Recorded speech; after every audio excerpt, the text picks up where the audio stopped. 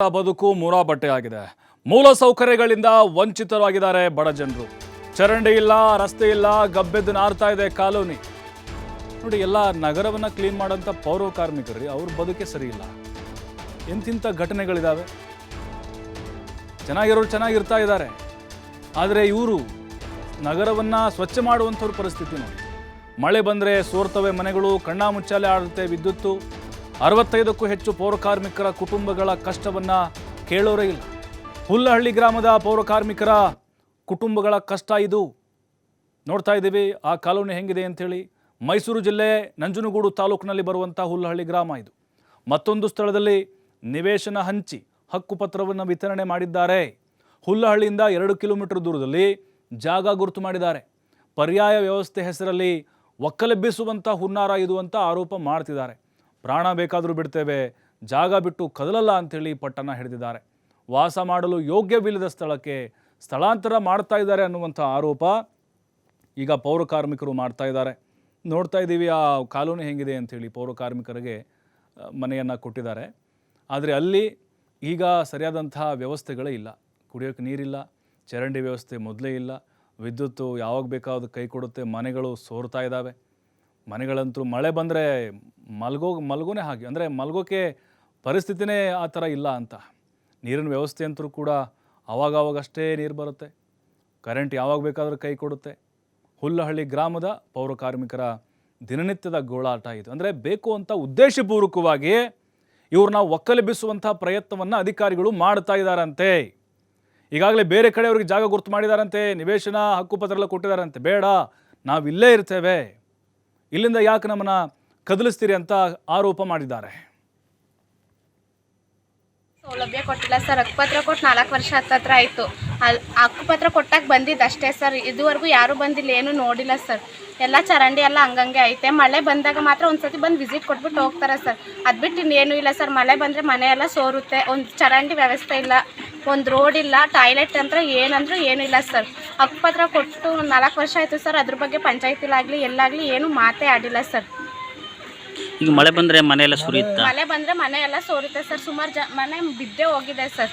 ನಮ್ಮ ಮನೆ ಒಳಗಡೆ ಎಲ್ಲ ಬಂದು ನೋಡ್ತೀವಿ ಅಂದರೆ ಮನೆಗೆ ನೀರು ಹಾಕಿರ್ತೀವಲ್ಲ ಸರ್, ಅದೆಲ್ಲ ಗೆದ್ದಲು ತಿನ್ಕೊಂಡಿದೆ ನಮ್ಮ ಮನೆಯಲ್ಲೆಲ್ಲ. ಅದೆಲ್ಲ ಬಿದ್ದೋಗಿದೆ ಸರ್. ವಿಸಿಟ್ ಕೊಟ್ಬಿಟ್ಟು ಹಿಂಗೆ ಫೋಟೋ ತೊಗೊಂಡು ಹೋಗ್ತಾರೆ ಅಷ್ಟೇ ಸರ್. ಅದಾದಮೇಲೆ ಬಂದು ಏನು ಅಂತ ಏನು ಕೇಳೋದು ಇಲ್ಲ, ಏನೂ ಇಲ್ಲ ಸರ್. ಊರೆಲ್ಲ ಕ್ಲೀನ್ ಮಾಡ್ತಾರೆ.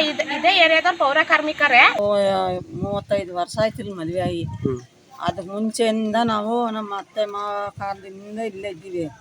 ಸುಮಾರು ಒಂದು 60-70 ವರ್ಷ ಆಯಿತು. ಆವಾಗಿಂದ ಇದೇ ಮನೆಯಲ್ಲಿ ಸಾಯ್ತಾ ಇದ್ವಿ ನಾವು. ಆ ಬಚ್ಚರು ಸರಿಗಿಲ್ಲ, ಹಾವುಗಳು ಬರ್ತದೆ ಇಲ್ಲಿ, ತೇಳುಗಳು ಬರ್ತದೆ, ಎಲ್ಲ ಬರ್ತದೆ ಇಲ್ಲಿ. ಮಕ್ಕಳು ಮರಿ ತಿರುಗಾಡೋಕೆ ಇಲ್ಲ ಇಲ್ಲಿ, ಯಾವುದೇ ಸೌಲಭ್ಯ ಇಲ್ಲ. ಏನಂದ್ರೆ ಮತ್ತಷ್ಟು ಮಾಹಿತಿ ಪುನೀತ್ ನೀಡ್ತಾರೆ. ಪುನೀತ್, ನೋಡ್ತಾ ಇದ್ದೀವಿ ನಗರವನ್ನು ಸ್ವಚ್ಛ ಮಾಡುವಂಥವರ ಪರಿಸ್ಥಿತಿ ಹೇಗಿದೆ ಅಂಥೇಳಿ. ನಿಜಕ್ಕೂ ಆ ಎಲ್ಲ ದೃಶ್ಯಗಳನ್ನ ನೋಡಿದರೆ ಅಲ್ಲಿನ ಅಧಿಕಾರಿಗಳ ಮೇಲೆ ಸಹಜವಾಗಿಯೇ ಆಕ್ರೋಶ ಎಂಥವ್ರಿಗಾದರೂ ಕೂಡ ವ್ಯಕ್ತವಾಗುತ್ತೆ. ಅವ್ರನ್ನ ಒಕ್ಕಲೆಬ್ಬಿಸುವಂಥ ಒಂದು ಹುನ್ನಾರ ಮಾಡ್ತಿದ್ದಾರಾ ಅಂಥೇಳಿ ಈಗ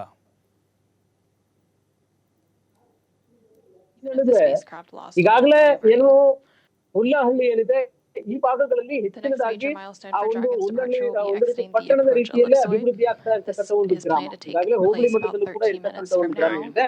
ಈ ಒಂದು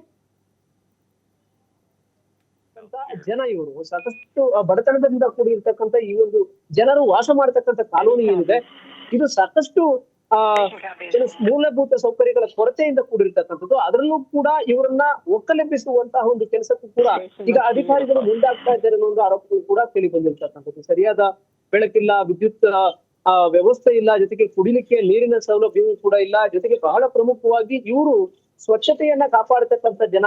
ಅಂತವರಿಗೆ ಒಂದು ರೀತಿ ಸ್ವಚ್ಛತೆಯಾದಂತಹ ಜಾಗ ಇಲ್ಲ, ಒಳಚರಂಡಿ ವ್ಯವಸ್ಥೆ ಇಲ್ಲ. ಜೊತೆಗೆ ಮಳೆ ಬಂದಂತಹ ಸಂದರ್ಭದಲ್ಲಂತೂ ಇವರು ಸಾಕಷ್ಟು ಸಮಸ್ಯೆಯನ್ನ ಎದುರಿಸ್ತಾರೆ.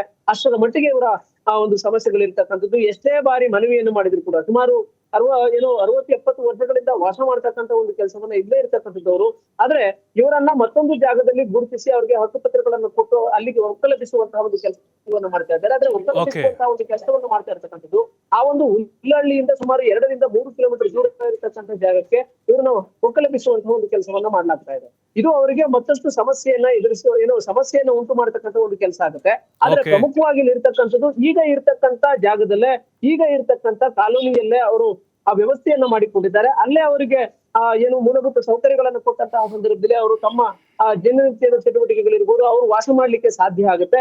ಇಲ್ಲವಾದ್ರೆ ಸಾಕಷ್ಟು ಸಮಸ್ಯೆಗಳು ಎದುರಾಗ್ತವೆ. ಯಾಕಂತ ಹೇಳಿದ್ರೆ ಇತ್ತೀಚಿನ ದಿನಗಳು ಆಗ್ತಾ ಇರ್ತಕ್ಕಂಥ ಮಳೆಯ ಪ್ರಮಾಣ ಏನಿದೆ, ಇವರು ಈ ಒಂದು ಮಳೆ ಇವರಿಗೆ ಹೆಚ್ಚಿನದಾಗಿ ಆತಂಕವನ್ನು ಉಂಟು ಮಾಡಿರ್ತಕ್ಕಂಥದ್ದು. ಯಾಕೆಂತ ಹೇಳಿದ್ರೆ ಸರಿಯಾದ ಪ್ರಮಾಣದ ಏನು ಚರಂಡಿ ವ್ಯವಸ್ಥೆ ಇಲ್ಲ, ಜೊತೆಗೆ ರಸ್ತೆಗಳ ವ್ಯವಸ್ಥೆ ಇಲ್ಲ, ಕುಡಿಯುವ ನೀರಿನ ಸಮಸ್ಯೆ ಇರತಕ್ಕಂಥದ್ದು, ಹೀಗೆ ಎಲ್ಲಾ ರೀತಿಯಾದಂತಹ ಮೂಲಭೂತ ಸೌಕರ್ಯಗಳಿಂದ ವಂಚಿತವಾಗಿರ್ತಕ್ಕಂಥ ಈ ಒಂದು ಬಡ ಕುಟುಂಬಗಳೇನಿದ್ದಾವೆ, ಸುಮಾರು 60-70ಕ್ಕೂ ಹೆಚ್ಚು ಕುಟುಂಬಗಳೇನಿದ್ದಾವೆ, ಈ ಕುಟುಂಬಗಳ ಕಷ್ಟಗಳನ್ನ ಕೇಳಲಿಕ್ಕೆ ಅಲ್ಲಿನ ಶಾಸಕರಿರ್ಬೋದು ಅಥವಾ ಅಲ್ಲಿನ ಸ್ಥಳೀಯ ಚುನಾಯಿತ ಪ್ರತಿನಿಧಿಗಳಿರ್ಬೋದು ಅಥವಾ ಅಧಿಕಾರಿಗಳಿರ್ಬೋದು, ಇವ್ರು ಯಾರು ಕೂಡ ಅವರತ್ತ ಗಮನ ಹರಿಸುವಂತ ಒಂದು ಕೆಲಸವನ್ನು ಮಾಡಿ